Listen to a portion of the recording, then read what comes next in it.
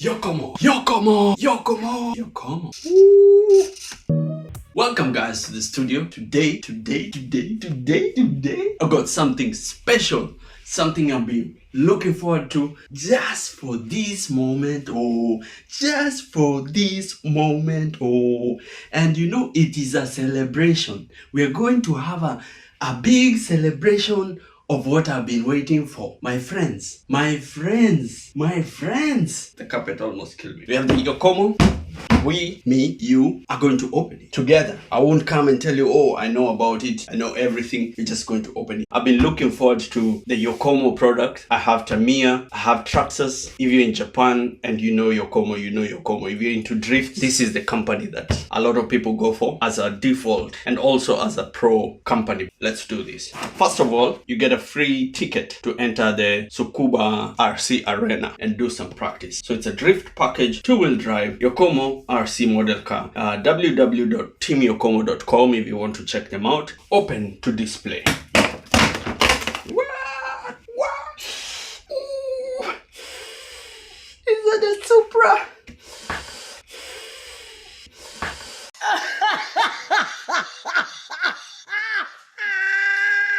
Oh, this is gonna be Let's put this here.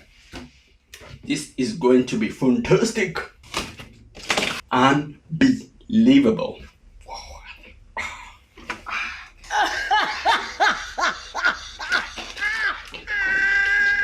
Polycarbonate body. These are ready to run. I like the way they've packaged it, but let's see what's inside.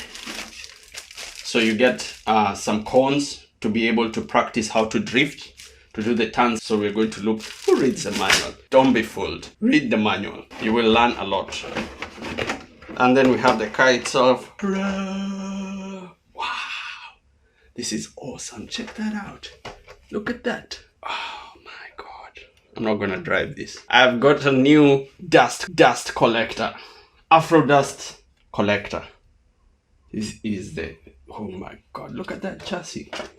Oh man, it seems like it's metal. Wow, guys, this is awesome. With this, probably if you don't like them as high as they are, you can clip them, but everything else, and then you can now add your own decal. We'll check inside. Come on, guys. Oh man, fantastic stuff. Probably the charger. We have the battery, remote control. Hello. It feels similar to the Tamiya. Has that type of vibe, but okay. But I don't like this. It looks very shabby. So where to put the batteries? Yes, I know they can go in, but I think the design, I don't want to be a critic, but I will show you what I mean. So this is with the Futaba RC remote. So you can be able to take this out and connect just a normal LiPo battery or NIMP battery. Body, very cool. Looks like it was painted very nicely. Now, the chassis itself. This thing is beautiful. It's beautiful. From the first time I saw you, I fell in love. And I just wanted to say, you're the one for me. Cool. Let's move a bit closer. The usual suspects, the receiver, the motor, on and off, gyro. So it's used to enable, once you drift, to go back straight to ensure there is a straight drive after the drift. The gyro is another lesson for another day, for me and for you. If you look, that's the angle. But when you look at a normal RC, that's how far we can go. But it does not go all the way to the end. It stops at a certain point. And the reason it stops is because of this. Prevents it from going all the way to turn. The servo itself does not allow complete turn. But with the drifting ones, you can be able to go all that way. At the back here, we have the motor. You can be able to change it depending on the angle that you want for in terms of the weight and set it there, or move it completely up and set it there. That is going, okay. And then this bad boy goes in there. You always have to check if you're putting the LiPo battery. You have to check the black goes to the black and the red to the red. If you don't, you're gonna have to invest a whole new system because it will fry the thing. To put in the batteries. Move it. There we go. Ooh.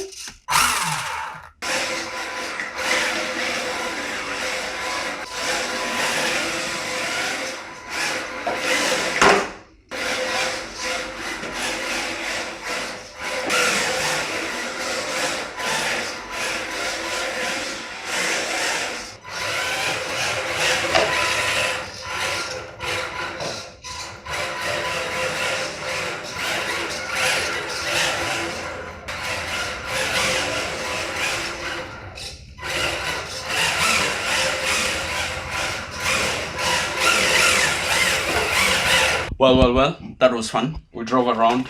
As you can see, the body is going to take a hit, so that's inevitable. Every RC car is never perfect. They are always taking hits. They're always looking denty and all. So that this is what is going to happen to that. I am still a rookie. I am on ground zero when it comes to drifting. So I'm not a pro. Don't judge me like a pro. I'm just learning. This is the first car that I want to use to learn and get to know how to turn and do everything. Probably I will add the decker on it. I have some from Booster. So Booster were able to give me some decker to add, if you can see. So all that is in here. If I don't want that, then I can be able to take also this. Same from Booster, never been opened, and that's for the greener version, but we'll see. It's for a 110. Probably I'll get the white and be able to add it on this, but this body is gonna take a hit, many hits, so don't judge me. Otherwise it's fun. It's quite okay. I love it. I feel like I'll get into it if I just understand the concept, maybe watch a couple of videos how to drift, and then I will share my process, my progress and process with you guys,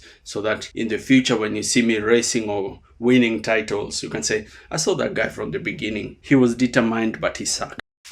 So it comes with a normal USB charging. You can charge with this. With these ones, they don't normally do a balanced charge. So it's important for you to have a balanced charge. Why does it look like this?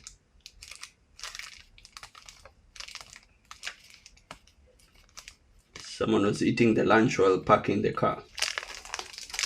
Woo! The YD to tune-up tips comes in English. Oh, this is nice. So you can be able to upgrade this. The aluminium steering knuckle set, aluminium front arm oil oil damper set. So the good thing is that they give you the instructions in Japanese and also in English, and they point out where you need to do the upgrades and what you need to do to upgrade them. That is fantastic. That is very good. I think every RC company needs to include that. It should not be like Apple, where you buy something and then that's it. You need to have the potential to upgrade, to design it better, to modify it, because a lot of people are into the modification rather than just buying a car to race. So that's good. And the cost, the aluminium, the suspension arms, it will cost you 17,000 yen, and to upgrade the shock towers, front buckle set, will cost you 13,000, and it keeps on going on. It shows you the arena, how much it costs, how to get there. Man, this is fantastic. I don't know what I've gotten myself into, because I've never been into drifting, but I'm there. Even as a grown-up, you have certain fears. What if I'm not good enough? What if I cannot do the turns properly? But I want to go just jump in the deep end and say, hey, I bought this car. I want to drift.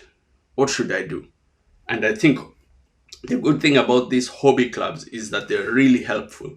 When I went to watch the planes, the RC planes, a lot of people are ready to tell me. They were like, oh, do you have a plane? And I'm like, no, me, I'm an RC car hobbyist. And they're like, oh yeah, even that's great. You can use this. You can modify this from the planes and use that. So if you want to drift, or if you want to start the RC hobby, there are always people who are there ready to give you information the same way I'm giving you information and saying, hey, buy this car, try this, modify this. So cons, some promo material. So you get the different type of RCs and the names, and just to get familiar with the company, the off-road type of RCs. These are the buggies, the charging, the batteries, the ESCs and the motors and the gyros, and the motors, what type you need to upgrade, what you need, and the team itself, the people who actually make it happen. Every time I want to record, I have to sneeze. I don't know how this happens, but every time, my body is this.